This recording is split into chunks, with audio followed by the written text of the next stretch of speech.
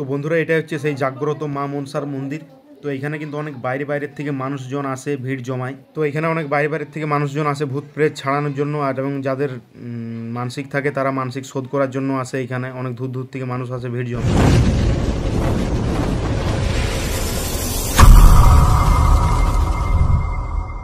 Hello বন্ধুরা, welcome জানাচ্ছি আজকের আরও একটা নতুন ভিডিওতে। দেখো, আজকের ভিডিওটা দেখলে কিন্তু তোমাদের খুবই উপকার হবে বা কাজে লাগবে।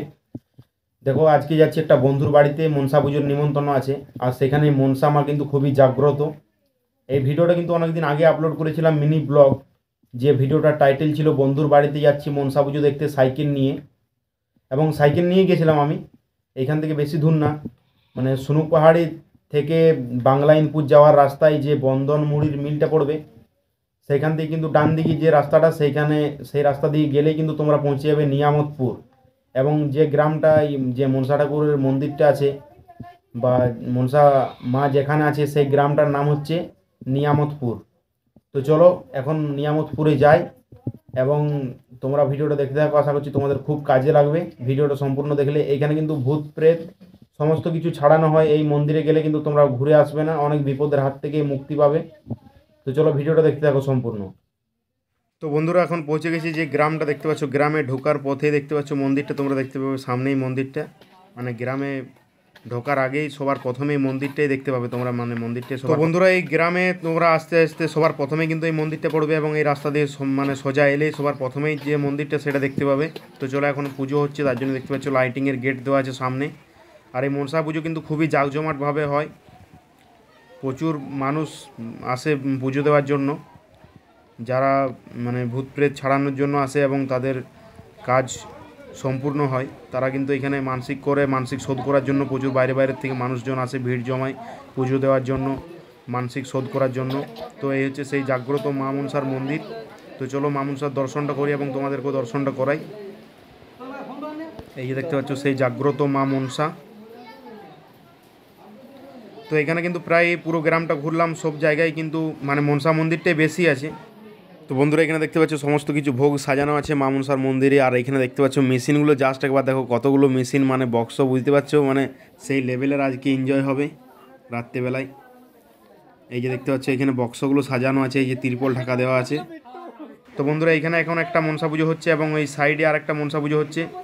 আর তোমরা যদি আসতে চাও এখানে আসতে পারো, মানে ভূত প্রেত সব কিছুই ছাড়ানো হয়। এখানে এলে কিন্তু সবার হাত থেকে মুক্তি পাবে, উদ্ধার হবে। এবং চলো, এই সাইডেও একটা মনসা মন্দির আছে, ওইখানেও কিন্তু পুজো হচ্ছে। চলো তোমাদেরকে ওইদিকেও মনসা মায়ের দর্শনটা করি এবং তোমাদেরকেও করাই।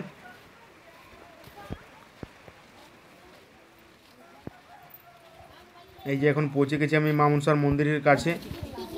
এই দেখতে পাচ্ছ, এই যে এইখানে আছে। আর এখানে দেখতে পাচ্ছ প্রসাদ রেডি করা আছে, পুজো হয়ে গেছে। আজকে হচ্ছে দ্বিতীয় দিনে আমি এসেছি, প্রথম দিন আসিনি। প্রথম দিনে কিন্তু ভিড় একটু ছিল, মানে যখন বাড়ি ডোবানোর জন্য মন্দির থেকে বাড়ি বের করে তখন কিন্তু ভিড় হয়, প্রচণ্ড পরিমাণে ভিড় হয় মানুষের। এই যে দেখতে পাচ্ছ এখানে গাছের নিচে মা মনসা আছে, আর ওইটা মন্দির করেছে।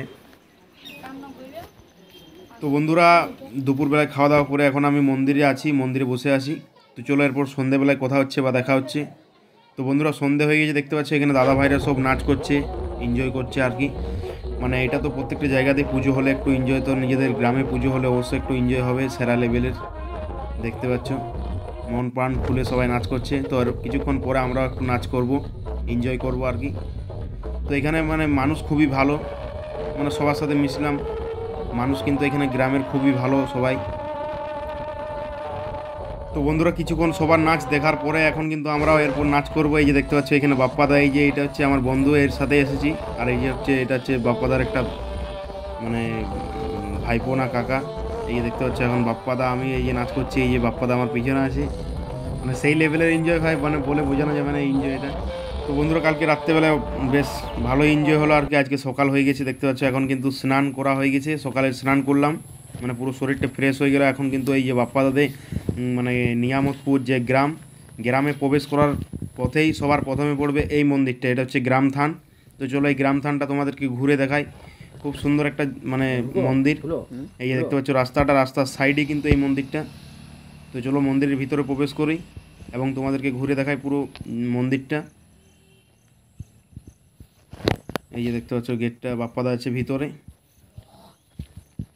তো বন্ধুরা মানে সকালে স্নান করে পুরো শরীরটা ফ্রেশ হয়ে গেছে, দেখতে পাচ্ছ চারিদিকে সবুজ এবং ধান লাগানো আছে, চারিদিকে ধান লাগানো পুরো সবুজ হয়ে আছে। আর এখানে দেখতে পাচ্ছ হাতি ঘোড়া, এখানে দেখতে পাচ্ছ হাতি ঘোড়া মন্দিরের উপরে আছে, দেবী করা আছে সামনে। তো চলো পুরো মন্দিরটা ঘুরি।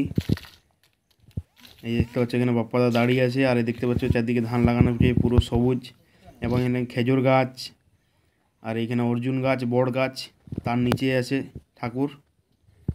এই যে দেখতে পাচ্ছ বড় বড় অর্জুন গাছ এবং বড় গাছ বা একটা খেজুর গাছ আছে, শিব আছে, ভৈরব, অন্য অন্য আরও অনেক রকম ঠাকুর আছে। তো বন্ধুরা এইটি দেখতে পাচ্ছ বড় গাছগুলো কিন্তু অনেক বড় এবং অর্জুন গাছটা অনেক বড়। তো সকালে কিন্তু স্নান করে পুরো ফ্রেশ হয়ে গেছি, দেখতে পাচ্ছ গামছা কাঁধে, এই যে গেঞ্জি, সকালে কিন্তু রোদ উঠেছে। তো বন্ধুরা ভিডিওটা এই পর্যন্ত, যদি ভালো লেগে থাকে অবশ্যই একটা লাইক করো এবং কমেন্ট করো, আর দেখা হচ্ছে নতুন কোনো ভিডিও নিয়ে। এবং বন্ধুরা যদি কোনো অসুবিধায় পড়ো ভূত প্রেতের বা কোনো অসুবিধায়, অবশ্যই কিন্তু এই মন্দিরে একবার মানে এসে ঘুরে যাও, তাহলে বুঝতে পারবে কি কি মন্দিরে কাজ হয় আর কি। এগুলো হয়তো ভিডিওতে বলে বোঝানো যাবে না, একবার মন্দিরে এসে ঘুরে যাও তাহলে বুঝতে পারবে। কোনো অসুবিধায় পড়লে একবার মন্দিরে অবশ্যই এসো। বন্ধুরা দেখা হচ্ছে নতুন কোনো ভিডিও নিয়ে। বাই, ভালো থাকুন, সুস্থ থাকুন।